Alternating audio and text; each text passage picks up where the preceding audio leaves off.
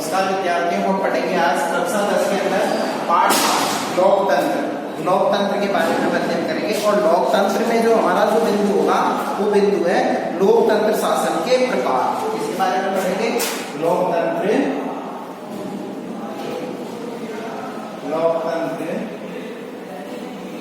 शासन के प्रकार के बारे में अध्ययन करेंगे। लोकतंत्र शासन के क्या प्रकार। अब देखो, संपूर्ण उदारवादी लोकतंत्र यानी संपूर्ण उदारवादी लोकतंत्र और इससे संबंधित लोकतांत्रिक शासन प्रणाली के दो प्रमुख प्रकार स्वीकार किए गए। कितने प्रकार स्वीकार किए गए? दो प्रमुख प्रकार स्वीकार किए गए, जिसमें प्रत्यक्ष व अप्रत्यक्ष दो प्रमुख प्रकार बताए गए। दो प्रकार बताए गए इसके, एक है इसका प्रत्यक्ष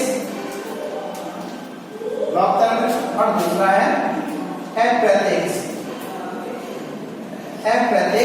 लोकतंत्र। दो इसके प्रमुख प्रकार बताए गए, एक होता है प्रत्यक्ष लोकतंत्र और दूसरा होता है अप्रत्यक्ष लोकतंत्र। अप्रत्यक्ष लोकतंत्र को यह बताया गया कि प्रतिनिधि लोकतंत्र के रूप में और प्रत्यक्ष लोकतंत्र को शुद्ध लोकतंत्र बताया गया है।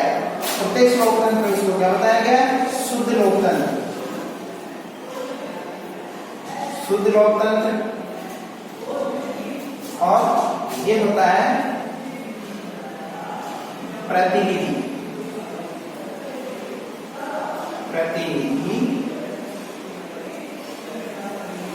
लोकतंत्र। दो रूप इसको बताए गए हैं। कौन से बताए गए? प्रतिनिधि लोकतंत्र और प्रतिनिधि लोकतंत्र और शुद्ध लोकतंत्र। जो प्रत्यक्ष शुद्ध लोकतंत्र होता है और अप्रत्यक्ष क्या होता है? प्रतिनिधि लोकतंत्र के रूप में होता है।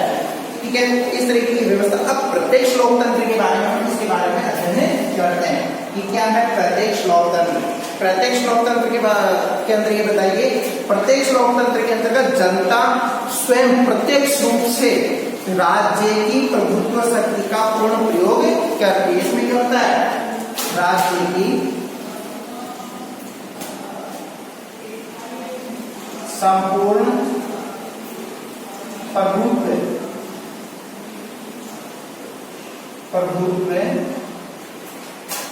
शक्ति का प्रयोग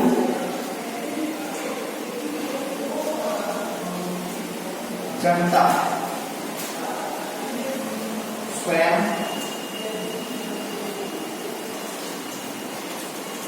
यानी राज्य की संपूर्ण प्रभुत्व शक्ति का प्रयोग किसके द्वारा किया जाएगा? जनता के द्वारा। जनता स्वयं राज्य की प्रभुत्व शक्ति का प्रयोग करती है। किस लोकतंत्र के अंदर करती है? प्रत्यक्ष लोकतंत्र के अंदर। ठीक है, और दूसरी चीज इसमें बताएगी कि वह नीति संबंधी फैसले लेती है, जिसमें कानून निर्माण तथा प्रशासनिक अधिकारियों को नियुक्त करती है। नीति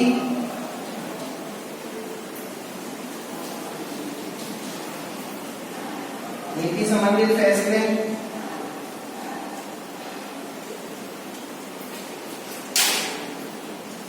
व कानून निर्माण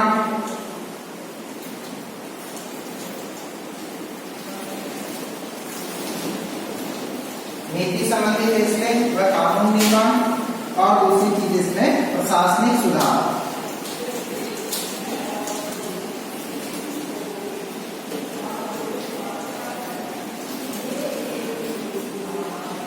या प्रशासन संबंधित जिम्मेदारी इसकी होती है। यानी नीति संबंधी फैसले किसके द्वारा लिए जाते हैं? जनता के द्वारा लिए जाते हैं। और कानून निर्माण जनता के द्वारा किया जाता है और प्रशासनिक सुधार किसके द्वारा किया जाता है? प्रशासनिक अधिकारियों को नियुक्त करती है। सुधार मतलब नियुक्त करना, यानी प्रशासनिक अधिकारियों की नियुक्ति से करते हैं। यहाँ पे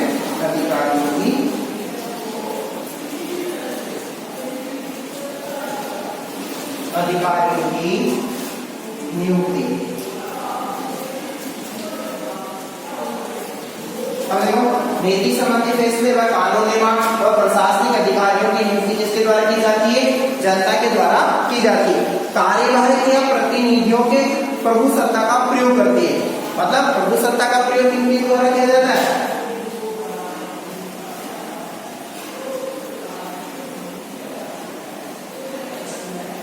प्रभुसत्ता का प्रयोग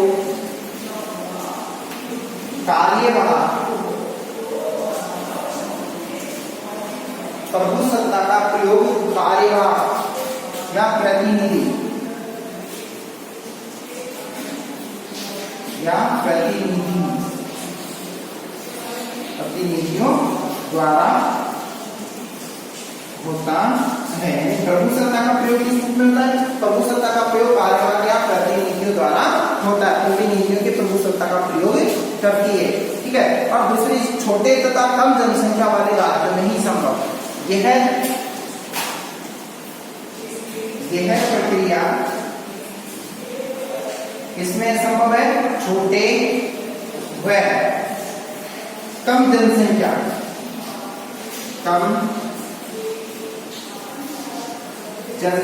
वाले राष्ट्रों में ही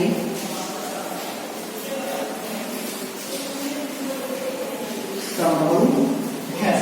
देखो, यह प्रक्रिया छोटे व कम जनसंख्या वाले राष्ट्रों में ही संभव है। कौन सी प्रक्रिया?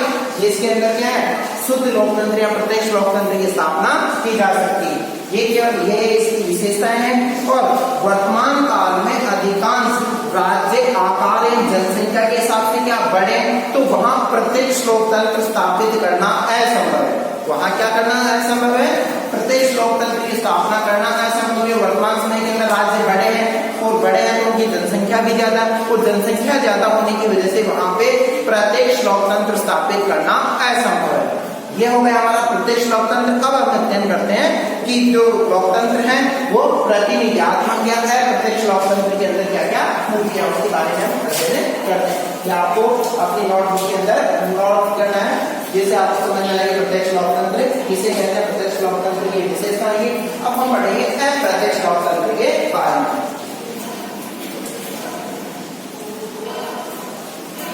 अप्रत्यक्ष लोकतंत्र क्या बताता है उसके बारे में हम अध्ययन करते हैं।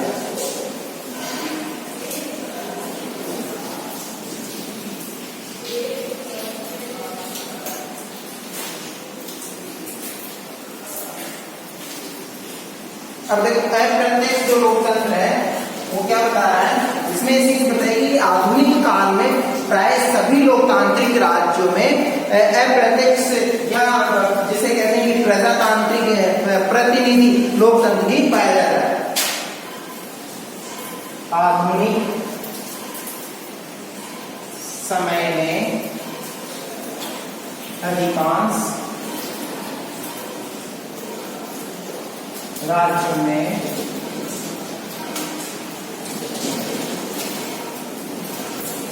अप्रत्यक्ष या प्रतिनिधि लोकतंत्र की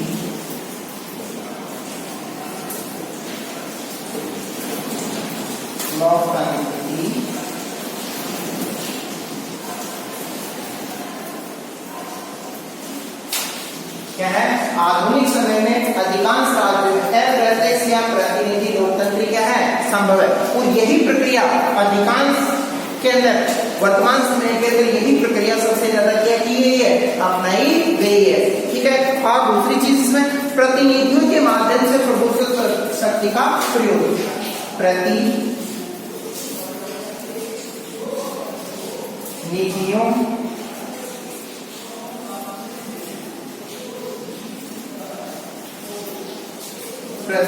के माध्यम से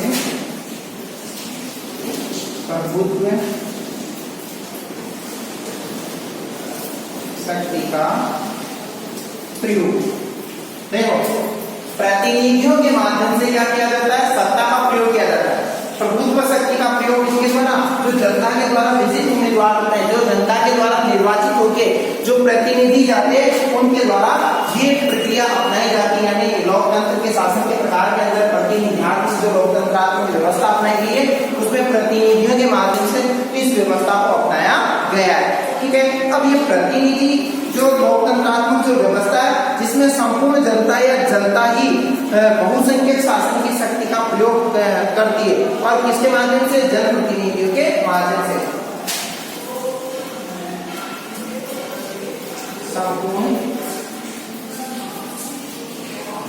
प्रभुसत्ता का प्रयोग जनता स्वयं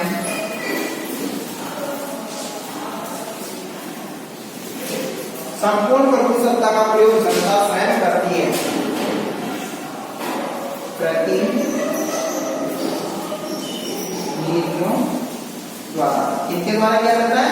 प्रतिनिधियों के माध्यम से संपूर्ण प्रभुसत्ता का प्रयोग जनता स्वयं करती है, यानी प्रतिनिधियों के माध्यम से जनता इस शासन के अंदर अपनी भागीदारी निभाती है। क्योंकि जो प्रतिनिधि होते हैं वो जनता के लिए उनकी रेस्पॉन्सिबिलिटी रहती है, उनका उत्तरदायित्व रहता है कि वो जनता के लिए क्या करें, कार्य करें। ठीक है। और दूसरी चीज, लोकतंत्र शासन का वह रूप बताया गया है। मतलब लोकतंत्र क्या बताया गया? शासन का वह रूप होता है जिसमें राज्य की शासन शक्ति कानूनी तौर पर, लोकतंत्र शासन का वह रूप है जिसमें कानूनी तौर पर राज्य की जो शक्ति है, वह शक्ति कानूनी तौर पर जो राज्य की शक्ति है वह बिना, इसका मतलब बताया गया कि किसी विशेष वर्ग या वर्गों में, यानी किसी विशेष वर्ग के हाथों में नहीं होती, अपितु समाज के सदस्यों में निहित होती है। लोकतंत्र ऐसा रूप बताया गया है, लोकतंत्र ऐसा रूप बताया गया है जिसमें कि राज्य की जो प्रभुत्व शक्ति यानी शासन शक्ति कानूनी तौर पर किसी विशेष वर्ग के हाथ में नहीं होके, किसी विशेष समूह के हाथ में नहीं होकर के किसके हाथ में होती है? जनता के हाथों में होती है। लोकतंत्र के बारे में ये बताया गया। और दूसरा लोकतंत्र के बारे में बताया गया, ये लॉर्ड डाइस की परिभाषा थी। और डाइस ही क्या कहता है कि लोकतंत्र वह शासन व्यवस्था है। लोकतंत्र क्या बताई गई है? डाइस की व्यवस्था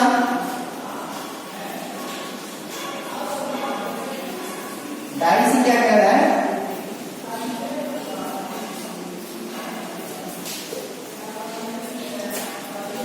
देखो, लोकतंत्र वह शासन व्यवस्था है जिसमें राष्ट्र का अधिकांश भाग शासक होता है। लोकतंत्र वह शासन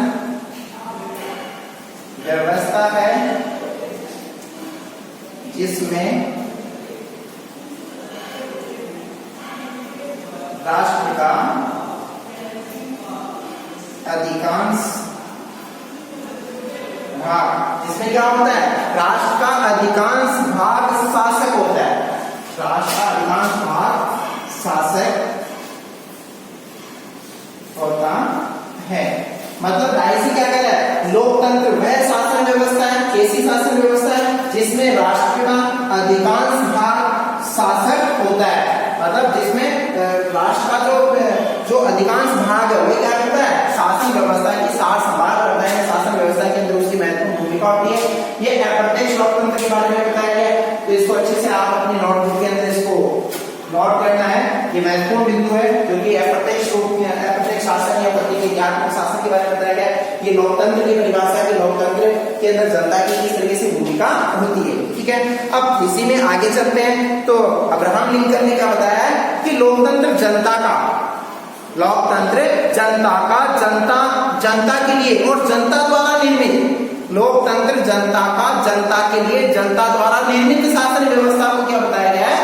लोकतंत्र बताया गया। ये किसकी परिभाषा है? अब्राहम लिंकन की। अधिकतर पूछी जाती है लोकतंत्र के परिप्रेक्ष्य में डाइसी या अब्राहम लिंकन की परिभाषाएं बताइए, तो आप इस तरह से बता सकते हैं। अब्राहम लिंकन कहता है कि लोकतंत्र जनता के लिए जनता द्वारा निर्मित शासन व्यवस्था को क्या कहते हैं? लोकतंत्रात्मक शासन व्यवस्था कहते हैं। अब हमारा जो नेक्स्ट बिंदु होगा वो लोकतंत्र की प्रमुख विशेषताएं कौन कौन सी, इसके बारे में अध्ययन करते हैं। लोकतंत्र की विशेषताओं के बारे में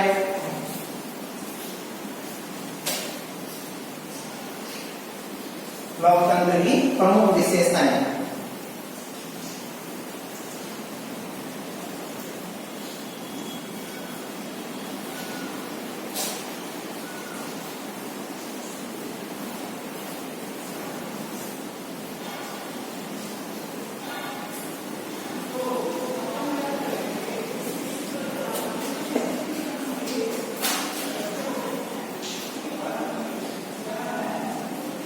लोकतंत्र की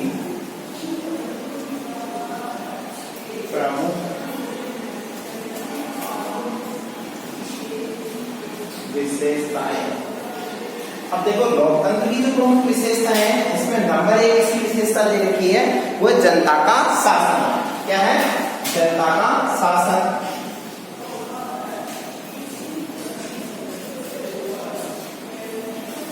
तो समझते हैं कि जनता का शासन कैसा होता है। जनता के शासन के बारे में क्या बताया गया है? अब देखो जनता का जो शासन बताया गया है कि शासन की एक प्रणाली, शासन की क्या बताई गई है? एक ऐसी प्रणाली बताई गई है, शासन की एक प्रणाली के रूप में लोकतंत्र संपूर्ण जनता का शासन होता है। लोकतंत्र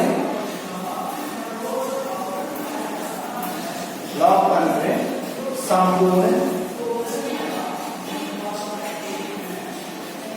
जनता का शासन।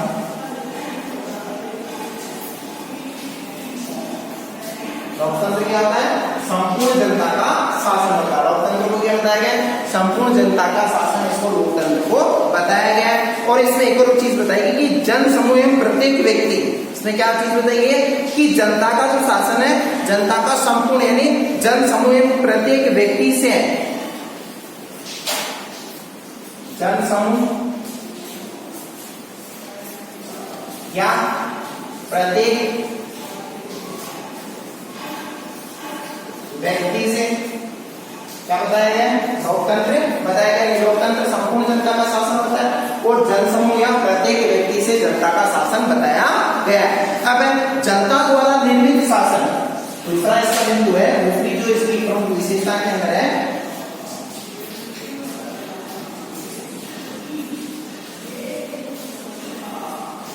जनता के लिए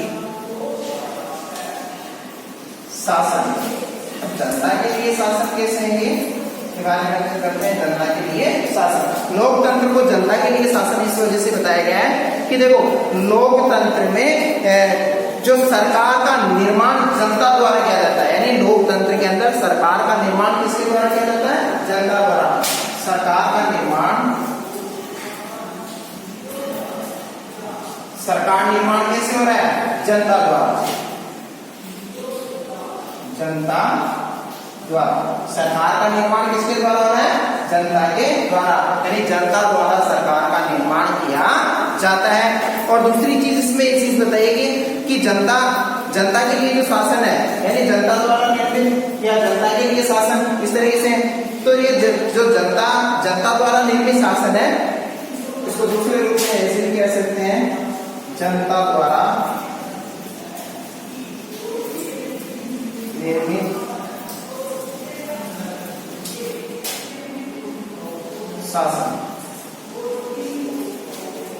सरकार का निर्माण जनता द्वारा होता है इसमें। और जो प्रतिनिधि चुनती है, यानी जनता इसमें क्या करती है कि जनता अपने प्रतिनिधि चुनती और वे प्रतिनिधि सरकार का निर्माण करते हैं। जनता प्रतिनिधि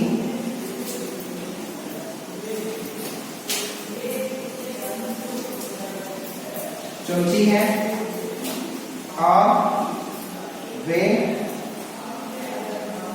सरकार का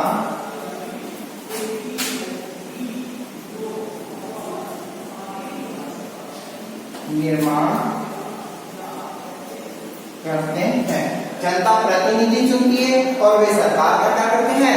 निर्माण करते हैं। यानी जनता अपने प्रतिनिधियों को चुन रही है और वो प्रतिनिधि किसका निर्माण कर रहे हैं? किसके अंग बन रहे हैं? सरकार का अंग बन रहे हैं। इस तरह से सरकार का गठन किया जाता है। और दूसरी चीज, लोकतंत्र शासन एक साधन है। लोकतंत्र शासन क्या बताया गया? तीसरा क्या बताया गया? लोकतंत्र शासन एक साधन है। लोकतंत्र को क्या होता है? लोकतंत्र शासन एक साधन है। अब साधन कैसे लोकतंत्र? इसमें बताया कि साध्य नहीं, लोकतंत्र शासन को कभी भी साध्य नहीं माना जाता है। लोकतंत्र शासन को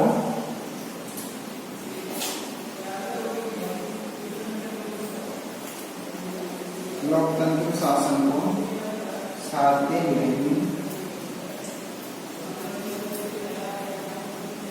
क्या नहीं माना है? साध्य नहीं माना है। लोकतंत्र शासन एक साधन है, लोकतंत्र शासन को क्या नहीं माना है? साध्य नहीं है, यानी साध्य के रूप में इसको स्वीकार नहीं किया गया है, कभी भी ये साध्य नहीं माना गया है। और शासन को एक साधन माना गया है। शासन को क्या माना गया है? जबकि इसे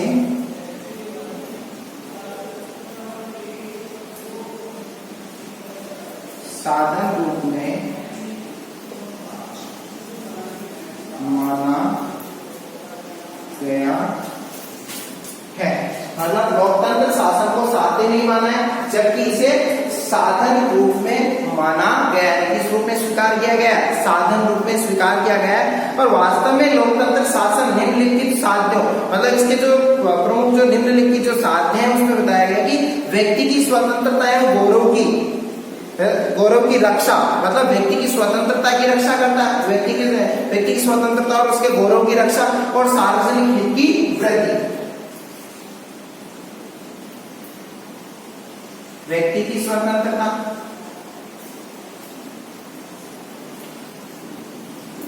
वह गौरव की रक्षा, और दूसरा इसका बताया गया है कि इसके अंदर ये चीज बताई गई है कि लोकतंत्र के अंदर ये चीज बताई है कि व्यक्ति की स्वतंत्रता या गौरव की रक्षा की बात की गई है, सार्वजनिक हित की वृद्धि, सार्वजनिक हित वृद्धि।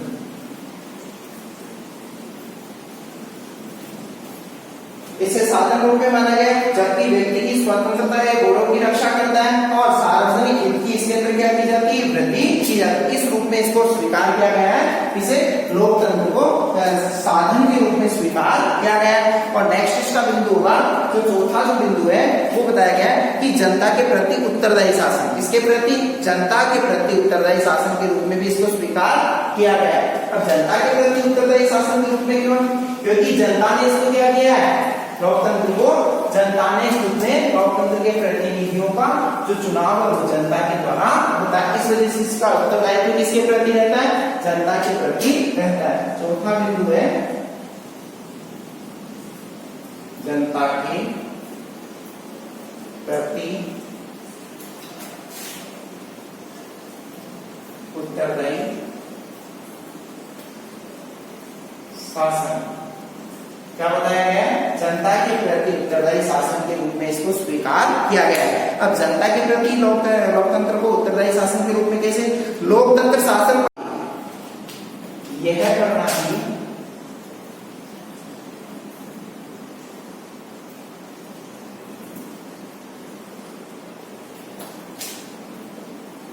लोक प्रभुत्व के सिद्धांत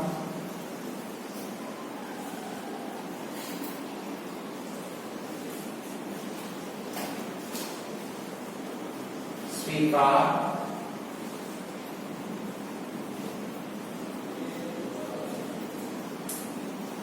कर दी।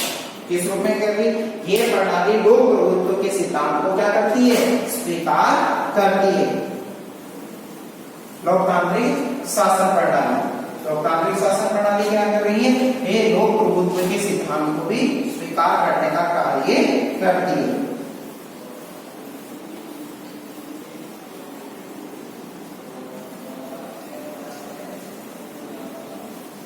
और दूसरी चीज इसके अंदर ये बताई गई है कि लोकतंत्र शासन जो जनता के प्रति जो उत्तरदायी रहता है, उसमें ये चीज बताई गई है कि यह सरकार व्यक्ति की स्वतंत्रता छीनती है। ये क्या करती है? व्यक्ति की स्वतंत्रता छीनती है, जनता का सम्मान नहीं करती है। इसमें इसका अर्थ बताया गया कि यदि सरकार व्यक्ति की स्वतंत्रता को छीनती है और जनता का सम्मान नहीं करती है अथवा सार्वजनिक कार्य नहीं करती है तो जनता उसे बदल सकती है।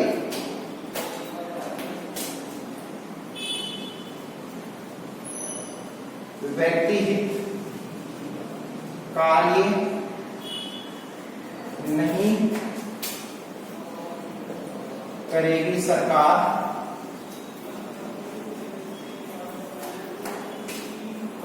तो जनता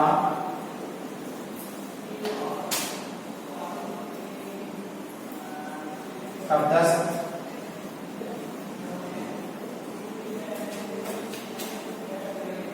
कर सकती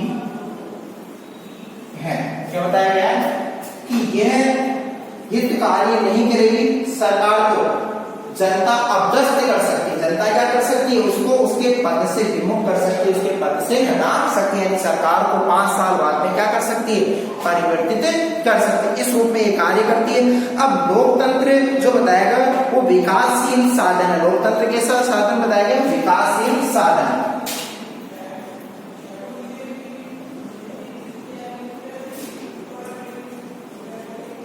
विकासशील साधन। अब लोकतंत्र विकासशील साधन किस रूप में, जिसके बारे में अध्ययन करते हैं कि आधुनिक काल में, यानी आधुनिक काल तक लोकतांत्रिक शासन प्रणाली विकास की कई अवस्थाओं से गुजरी है। वर्तमान में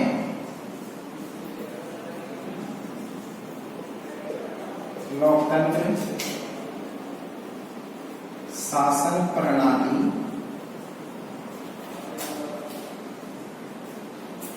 लोकतंत्र शासन प्रणाली जो है कई अवस्थाओं से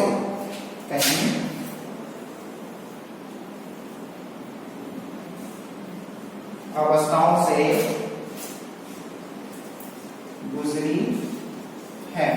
क्या बताया गया है कि वर्तमान में लोकतंत्र शासन प्रणाली कई अवस्थाओं से क्या कर रही है, गुजर रही है। इस वजह से इसको विकासशील साधन के रूप में भी इसको क्या किया गया, स्वीकार किया। प्रारंभ में ये व्यक्तिवादी था, यानी प्रारंभ में क्या था, प्रारंभ में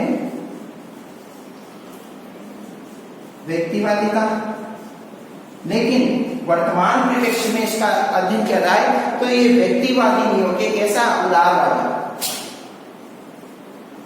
आधुनिक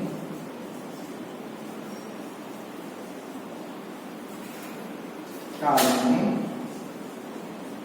उदारवादी कैसा बताया गया, प्रारंभ में व्यक्तिवादी था, लेकिन वर्तमान में क्या बताया गया, उदारवादी बताया गया। प्रारंभ में लोकतंत्र ने व्यक्ति की राजनीतिक स्वतंत्रता व समानता तथा संवैधानिक शासन पर ही बल दिया था। प्रारंभ में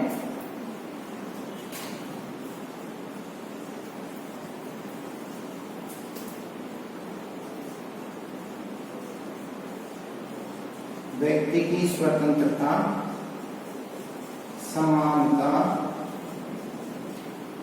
व स्वतंत्रता समानता पर ही बल। प्रारंभ में क्या किया गया था, प्रारंभ में व्यक्ति की स्वतंत्रता समानता पर ही क्या दिया गया था, बल दिया गया था।